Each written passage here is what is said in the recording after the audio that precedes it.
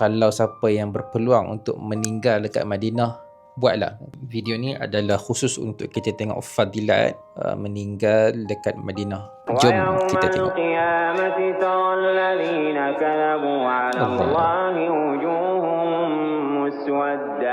أليس في جهنم مثوى للمتكبرين.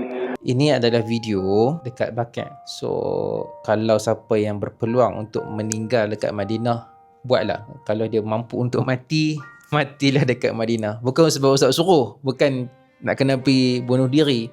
Tidak. Kerana ada dalam satu hadis yang disebut oleh Abdullah ibn Umar, Nabi kata, man istata'a minkum ay yamuta bil Madinah, siapa-siapa yang mana dia mampu untuk boleh meninggal dekat Madinah, Nabi kata fal yamut, pilih mati atau matilah dekat situ. Kerana